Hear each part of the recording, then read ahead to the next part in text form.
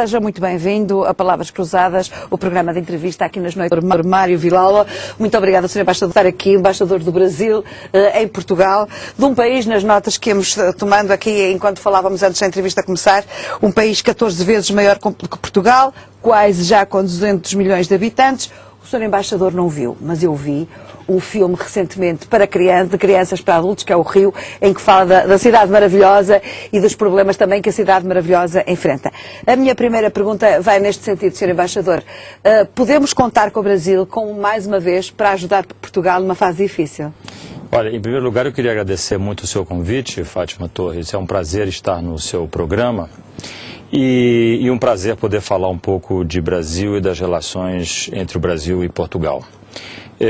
O Rio de Janeiro e o Brasil, você mencionou particularmente o Rio de Janeiro em função do filme, estão dispostos e obviamente preparados para contribuir com Portugal. Eu não gosto muito da palavra ajuda.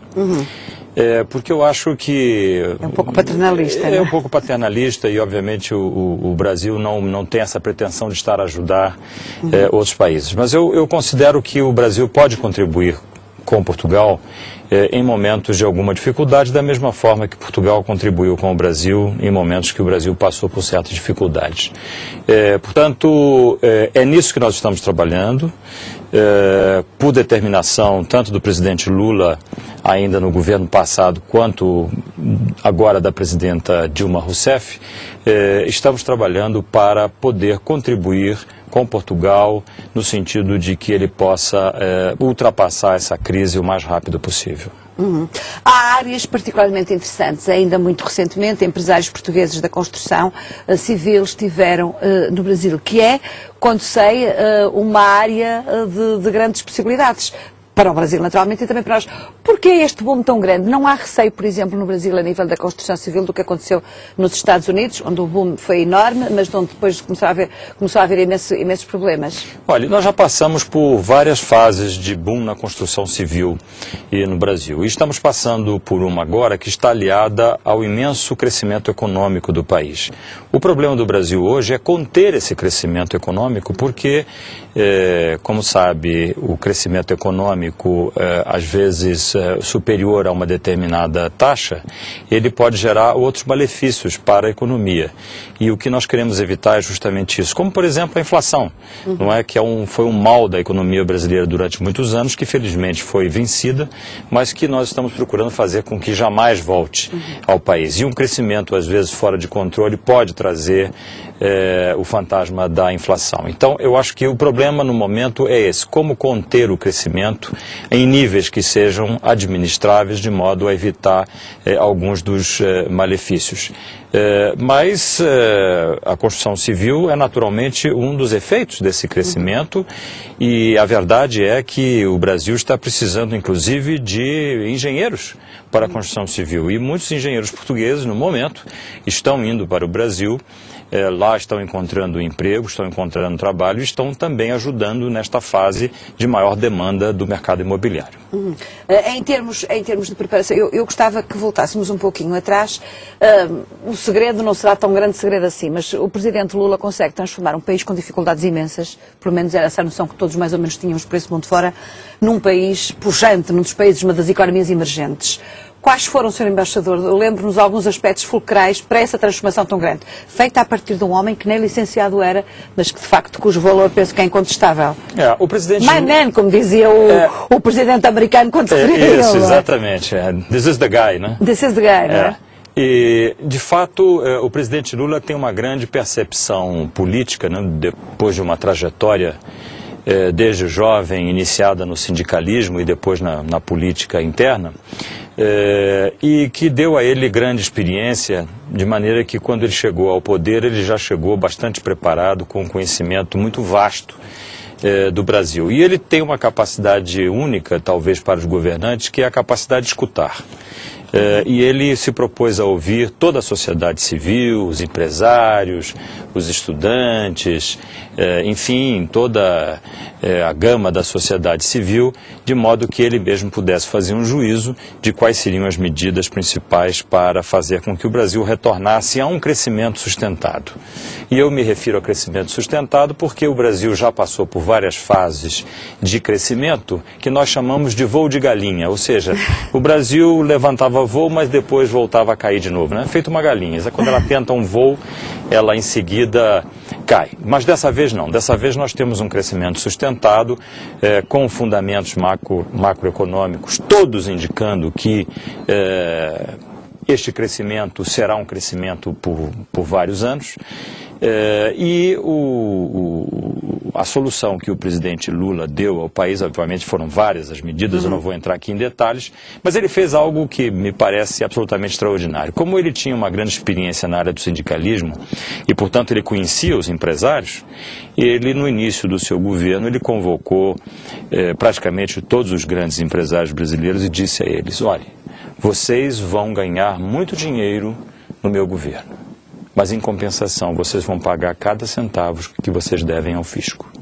E com isso ele fez com que a economia crescesse, as empresas crescessem, realmente ganhassem muito dinheiro e que todas as empresas pagassem os impostos que deveriam pagar. Com isso a receita do Estado aumentou e ele pôde então implementar uma série de programas sociais. Então o segredo, a fórmula é muito simples, não é? Fazer com que a economia efetivamente cresça a partir daqueles que têm a responsabilidade de fazer com que a economia cresça.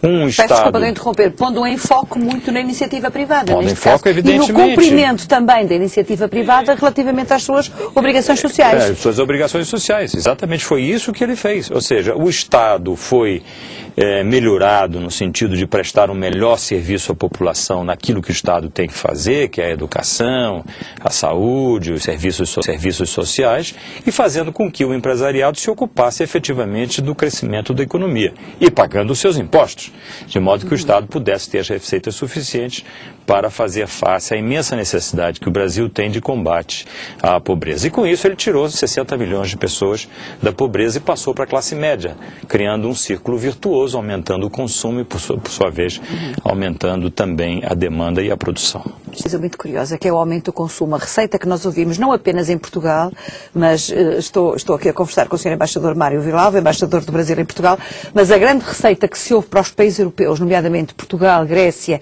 e Irlanda, é apertar o cinto, apertar o cinto, apertar o cinto. Parece que a receita no Brasil funcionou em termos completamente diferentes, não foi? É verdade. Em relação a essa última crise, o Brasil foi o último país a entrar na crise e foi o primeiro a sair dela. Porque as medidas que foram tomadas foram medidas anticíclicas, ou seja, enquanto todos pregavam a necessidade de uma diminuição do consumo e de maior contenção, o presidente mandou apertar, pisar no acelerador. E foi isso que foi feito. Ele estimulou a classe média a consumir durante a crise e isto fez com que as empresas continuassem a produzir. Sr. Embaixador, era tão importante que o ouvissem com muita atenção. Bem, podia ser esta foi uma receita que funcionou para o Brasil e, obviamente, a crise pegou o Brasil já numa fase de crescimento. É preciso ter atenção porque não necessariamente esse tipo de riqueza, de receita, vai se aplicar a outros países que estão passando por situações completamente diferentes, né? Volto a dizer, no caso do Brasil, nós já vínhamos numa trajetória de crescimento. Já não estava, digamos, em queda, já não estávamos em queda, não é? Já vínhamos em crescimento. O que nós queríamos evitar justamente é que, de repente, houvesse uma queda, uma inflexão grave desse crescimento econômico, que mantivéssemos aquele crescimento sustentado. Então, por isso é que o presidente Lula tomou essas iniciativas, não é? Iniciativas essas que acabaram, no fim, estimulando ainda mais a economia, não é? Por isso que o Brasil cresceu a taxas muito elevadas no ano passado e que hoje nós estamos tratando de frear novamente para evitar que essa taxa de crescimento saia do controle. Nessa fase de grande crescimento, há aspectos no Brasil que são extremamente importantes, nomeadamente, por exemplo, a questão do petróleo e das grandes riquezas que o país tem. Estou-me a lembrar, enfim, da Amazónia, das madeiras, do turismo extraordinário que o Brasil tem. Depois falaremos um pouquinho mais à frente da questão também da segurança, mas esses também são fatores importantes que, por exemplo, a nível da Europa não se verificam. Portugal, estou-me a lembrar da Irlanda, estou-me a lembrar da Grécia, além do turismo, não têm petróleo. E, no entanto, Sr. Embaixador, há bocadinho diziam-me que uma das preocupações dos brasileiros, por exemplo, neste momento, é o aumento do preço dos combustíveis. Os combustíveis muito altos. Dizem que não percebem muito bem como é que, tendo o Brasil tanto petróleo, porque é que os combustíveis subiram tanto. Olha, de fato, o Brasil é um país abençoado por Deus, porque nós temos praticamente todos os recursos naturais. E bonito por natureza mesmo, como diz a canção. Temos todos os recursos naturais de que necessitamos, né? Entre os quais a água, que será, obviamente, das principais matérias-primas no mundo que vem por aí. E temos também fontes de energia em abundância, quer dizer, nós temos urânio, nós temos gás natural e temos petróleo agora com as novas reservas que foram encontradas. Mas aí se coloca um problema. Bom, em primeiro lugar, para responder a sua pergunta, por que os combustíveis aumentam, é porque o preço do petróleo, ele tem que seguir o preço internacional. Não é possível um país praticar internamente preços mais baixos do que o preço internacional. Isso cria um desvio, não é? As regras do mercado internacional e globalização isso também obrigam, não é? Então o preço tem que acompanhar o preço internacional. Mas o problema que se coloca hoje é que o Brasil sempre teve uma matriz energética basicamente limpa. A nossa matriz energética é baseada na hidroeletricidade, não é? Na força hidráulica, na força das águas. Então, 75% da matriz energética brasileira vem da força das águas, não é? Que é uma fonte renovável, limpa, não é? E temos também o gás natural e temos também o etanol, que foi, o Brasil esteve na vanguarda da busca de fontes alternativas de energia e hoje os automóveis no Brasil são movimentados a etanol puro. Muitos, é uma grande porcentagem. É curioso que, tendo o Brasil petróleo, digamos, foi pioneiro nesta fase. Portugal agora está muito virado para os automóveis elétricos, mas é muito curioso que num país com estes recursos naturais se vira depois para as alternativas mais limpas. Pronto. Essa é uma grande aposta, não é? É uma grande aposta. Na verdade, nós descobrimos essas reservas imensas de petróleo muito recentemente, quando já tínhamos implementado os programas de fontes alternativas, e o desafio hoje é fazer com que esta matriz não seja suja. Ou seja, mantê-la limpa, fazer com que este petróleo que foi encontrado agora em grande quantidade, não necessariamente seja absorvido pelo mercado interno, porque senão nós estaremos modificando a nossa matriz energética de limpa para uma matriz mais suja. Perguntava então, qual é a porcentagem, Sr. Embaixador, mais ou menos. Olha, qual é a porcentagem de automóveis, estão a lembrar, por exemplo, dos automóveis movidos em energias mais limpas? Hoje praticamente 95% da produção de automóveis já é flex fuel, ou seja, a pessoa pode chegar na bomba de gasolina e escolher o combustível que quiser, né, dependendo do preço. Ou eu posso botar 100% de álcool, ou eu posso botar 100% de gasolina. Lembrando que esta gasolina já leva 20% de álcool na mistura. Não é? Esse automóvel funciona tanto com um quanto com outro combustível, sem necessidade de modificação ou de apertar em qualquer botão dentro do automóvel. Então, 95% da frota nacional hoje, a produção já é de automóveis que serve tanto para um quanto para outro. Ou seja, ninguém hoje vai comprar um automóvel que seja movido apenas a gasolina ou que seja movido apenas a etanol. Se você pode comprar um que é movido a ambos, por que não comprar se o preço é o mesmo? Não é? E você tem sempre essa opção. Então, essa é o percentual dos automóveis que estão sendo produzidos hoje, como eu disse, para os dois combustíveis. Digamos, em termos do que se foi modificando no Brasil, recordo que estou a conversar com o Dr. Mário Villalba, que é o embaixador do Brasil em Portugal.